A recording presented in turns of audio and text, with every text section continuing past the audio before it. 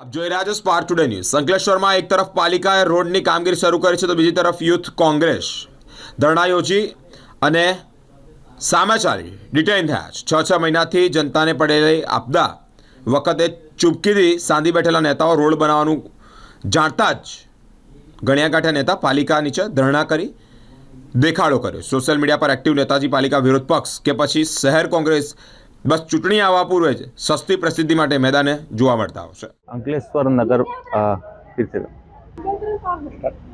અંકલેશ્વરના બિસ્માર અને ખખડતા ધૂળ રસ્તાઓને લઈને 2 દિવસ અગાઉ અમે અન્ન ત્યાગની ચીમકી ઉચ્ચારી હતી। ત્યારે આજ રોજ ફરી એકવાર અંકલેશ્વરની પ્રજાને ઉલ્લુ બનાવવા માટે વહેલી સવારથી રોડ રસ્તાઓ પર સફાઈના કામદારો મૂકવામાં આવ્યા અને એવું સાબિત કરવામાં આવ્યું કે અમે રોડનું કામ ચાલુ કરી રહ્યા છીએ।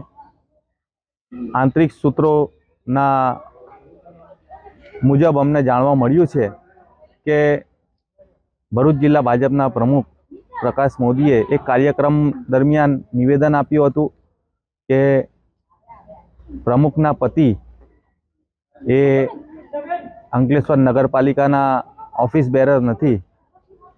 તેના પરથી સ્પષ્ટ થાય છે કે જિલ્લા ભાજપમાં કોઈને કોઈ આંતરિક દખા છે અને જેના લીધે અંકલેશ્વર પ્રમુખની સાથે કોઈ અણબનાવ બન્યું હોય એવું અમને દેખાઈ આવી રહ્યું છે।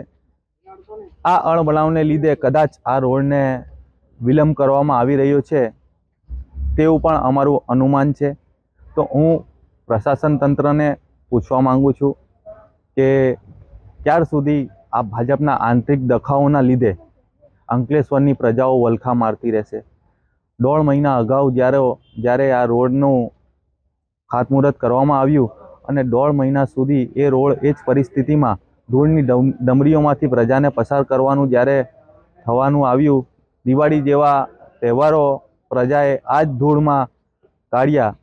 તો હું સત્તાધીશોને પૂછવા માંગુ છું કે ક્યારે આ રોડ બનશે અને જ્યાં સુધી આ રોડનું નવીનીકરણ નહીં કરવામાં આવે ત્યાં સુધી અમે લોકો આંદોલન કરતા રહીશું। જય હિન્દ, જય ભારત।